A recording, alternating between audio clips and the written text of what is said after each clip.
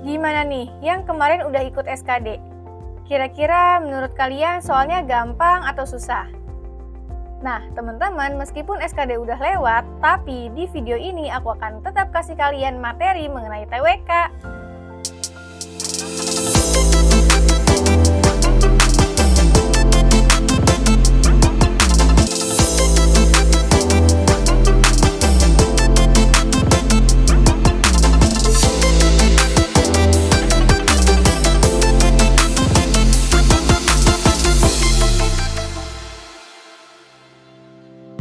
Assalamualaikum warahmatullahi wabarakatuh. Halo teman-teman pejuang CPNS di seluruh Indonesia. Apa kabarnya kalian teman-teman? Semoga dalam keadaan yang sehat ya. Nah, kembali lagi nih bersama aku Kanisa, dan tentunya kalau udah sama aku, kita akan belajar bareng materi mengenai tes wawasan kebangsaan. Tapi tanpa lama-lama, langsung aja ya kita mulai ke soalnya.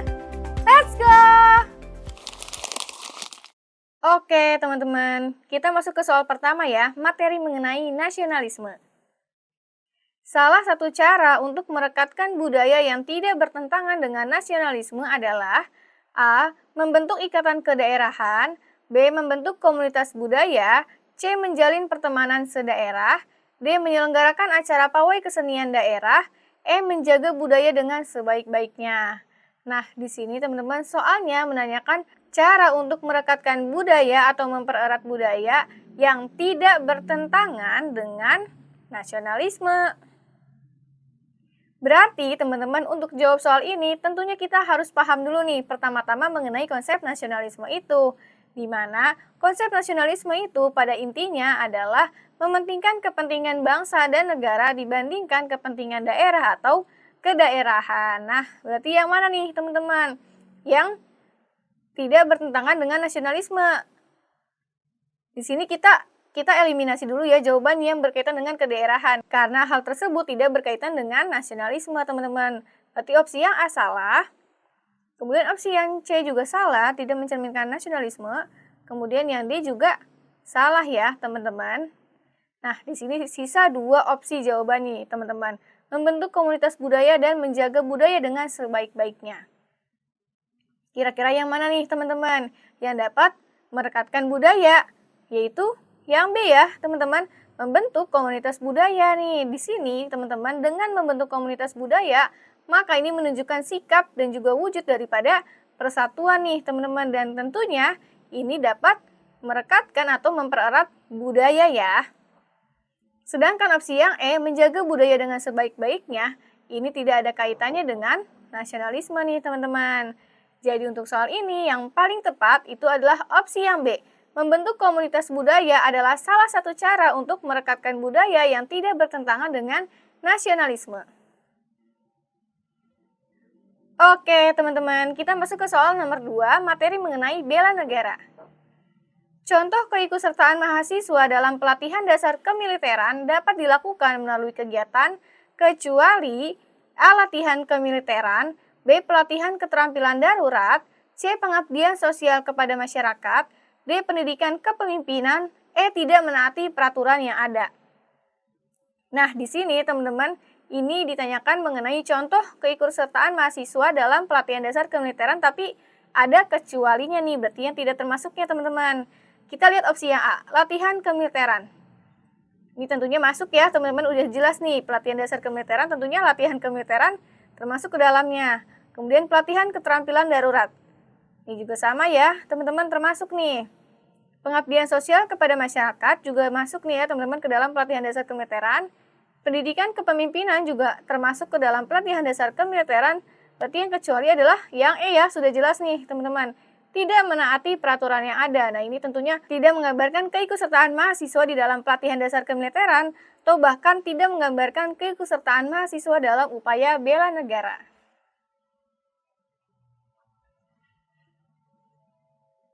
Oke, teman-teman, kita masuk ke soal nomor 3, materinya masih mengenai bela negara. Negara X telah mengklaim sebuah pulau kecil yang sebelumnya tidak dihuni oleh siapapun. Namun, negara Y juga mengklaim pulau tersebut sebagai bagian dari wilayahnya berdasarkan sejarah dan bukti-bukti sejarah tertentu. Kedua negara mengklaim pulau tersebut sebagai wilayahnya dan ini telah menimbulkan ketegangan di antara keduanya. Anda adalah seorang penasihat pemerintah negara X dan Anda diminta untuk memberikan rekomendasi tentang langkah yang harus diambil untuk menjaga kedaulatan negara. Tindakan yang akan Anda ambil adalah A.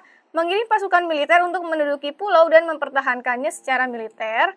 B. Tidak mencoba menyelesaikan konflik ini melalui mediasi internasional seperti melibatkan PBB atau organisasi regional. C. Memulai perundingan bilateral langsung dengan negara Y untuk mencoba mencapai kesepakatan damai mengenai kepemilikan pulau. D. Mengabaikan klaim negara Y dan mengumumkan secara sepihak bahwa pulau tersebut adalah wilayah negara X tanpa mengambil tindakan lebih lanjut.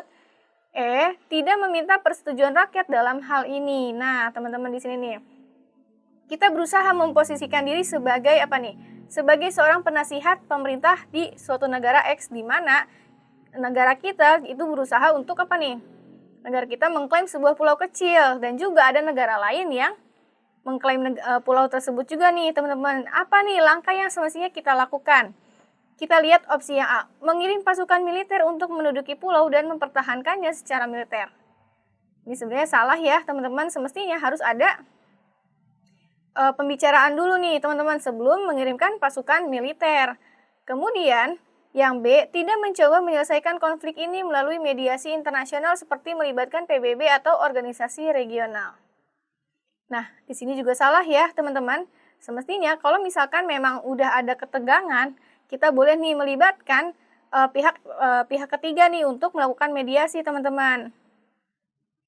Kemudian kita ke opsi yang D, mengabaikan klaim negara Y dan mengumumkan secara sepihak bahwa pulau tersebut adalah wilayah negara X tanpa mengambil tindakan lebih lanjut. Ini juga salah ya teman-teman. Kita nggak bisa nih kita nih mengabaikan klaim negara Y, sedangkan di negara kita sendiri udah ada ketegangan nih teman-teman. Kemudian tidak meminta persetujuan rakyat dalam hal ini. Ini juga salah ya teman-teman. Berarti yang mana nih teman-teman? Yaitu yang C nih yang paling tepat. Memulai perundingan bilateral langsung dengan negara Y untuk mencoba mencapai kesepakatan damai mengenai kepemilikan pulau. Nah, di sini nih teman-teman, perundingan langsung bilateral tuh antara dua negara ya teman-teman. Maksudnya adalah negara kita, negara X, dan juga dengan negara Y nih, mencapai kesepakatan damai, mencari solusi nih teman-teman terhadap kepemilikan pulau tersebut. Berarti untuk soal ini, jawaban yang paling tepat adalah opsi yang C. Tunggu dulu teman-teman. Sebelum aku lanjutin ke soal berikutnya, aku meminta tolong ke kalian untuk bantu channel ini agar terus berkembang dengan cara klik like, subscribe, dan jangan lupa nyalain notifikasi dan juga share video ini ya ke pejuang CPNS lainnya. Kalau udah, yuk kita lanjutin ke soal berikutnya. Oke teman-teman, kita kembali lagi ke soalnya. Ini adalah soal nomor 4, materi mengenai Pancasila. Lisa adalah seorang ibu rumah tangga yang tinggal di sebuah kota besar di Indonesia. Sebagai warga negara yang taat, dia selalu berusaha untuk menerapkan prinsip-prinsip Pancasila dalam kehidupannya sehari-hari. Suatu hari, di pasar tempatnya biasa berbelanja, dia melihat ada pedagang yang jujur mengembalikan uang lebih kepada pembeli yang tidak sadar. Lisa pun memuji tindakan pedagang tersebut. Pada hari yang sama, di rumahnya, tetangganya mengadakan acara syukuran yang dihadiri oleh berbagai kelompok agama dan etnis dengan damai dan rukun.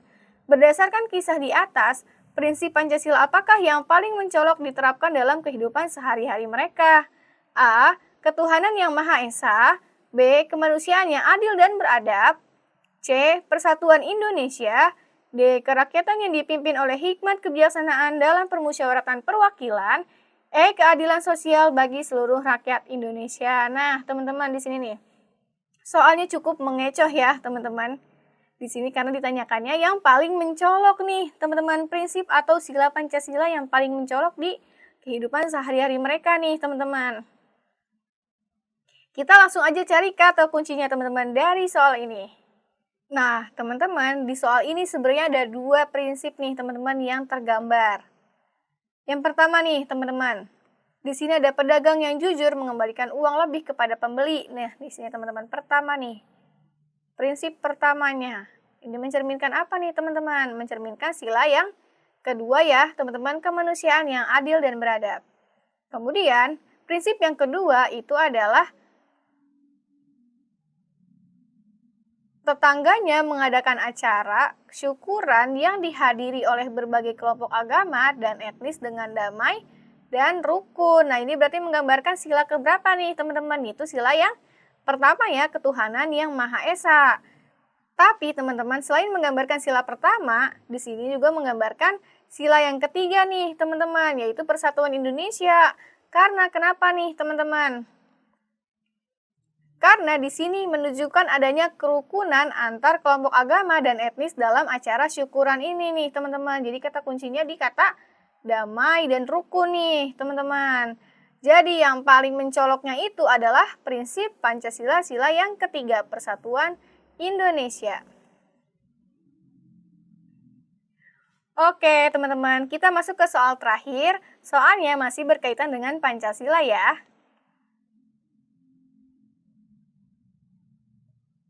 Rudi adalah seorang guru di sebuah sekolah dasar di desa.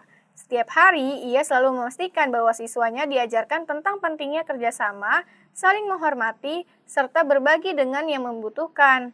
Suatu hari, Rudi mengorganisir kegiatan bersih-bersih lingkungan sekolah bersama siswanya. Setelah kegiatan selesai, ia membagikan makanan kepada siswa tetapi memastikan mereka yang paling membutuhkan mendapatkan porsi yang lebih. Berdasarkan cerita di atas, prinsip Pancasila manakah yang paling dominan diterapkan Rudi dalam kehidupannya sehari-hari? A. Ketuhanan yang Maha Esa. B. Kemanusiaan yang adil dan beradab. C. Persatuan Indonesia. D. Kerakyatan yang dipimpin oleh hikmat kebijaksanaan dalam permusyawaratan perwakilan. Atau E. Keadilan sosial bagi seluruh rakyat Indonesia. Nah, teman-teman, di soal ini sama kayak soal sebelumnya ya, di dalam satu teks itu ada 3 bentuk pengamalan Pancasila nih. Yang pertama, di sini ada memastikan bahwa siswanya diajarkan tentang pentingnya kerjasama, saling menghormati, serta berbagi dengan yang membutuhkan. Nah, teman-teman, di sini merupakan cerminan nih dari prinsip Pancasila yang kedua ya, teman-teman, kemanusiaan yang adil dan beradab. Kemudian yang keduanya, di sini Rudi mengorganisir kegiatan bersih-bersih lingkungan sekolah bersama siswanya nih, teman-teman. Kegiatan bersih-bersih lingkungan sekolah ini mencerminkan Pancasila juga nih, teman-teman. Yaitu sila yang keempat, kerakyatan yang dipimpin oleh hikmat kebijaksanaan dalam permusyawaratan perwakilan, teman-teman, di sini. Kemudian yang ketiga, teman-teman, di sini Rudi juga membagikan makanan kepada siswa dan juga memastikan mereka yang paling membutuhkan mendapatkan porsi yang lebih. Nah, di sini teman-teman, ini menggambarkan sila yang kelima ya, teman-teman, keadilan sosial bagi seluruh rakyat Indonesia. Nah, teman-teman, di sini karena ada 3 prinsip yang dicerminkan oleh Rudi atau 3 sila yang dicerminkan oleh Rudi, di sini kita harus cari nih, teman-teman, yang paling menonjolnya atau yang paling dominannya nih, teman-teman, yaitu prinsip keadilan sosial bagi seluruh rakyat Indonesia ya, teman-teman, atau opsi yang E nih. Kenapa nih, teman-teman? Karena di sini yang paling dominannya itu adalah Rudi memastikan keadilan sosial di antara para siswanya nih, teman-teman. Jadi untuk soal ini yang paling tepat adalah opsi yang E. Nah, teman-teman, segitu dulu untuk pembahasan hari ini. Semoga apa yang udah aku sampaikan bisa bermanfaat untuk kalian ya. Terima kasih sudah menonton video ini. Kita ketemu lagi di bedah soal selanjutnya. Dadah!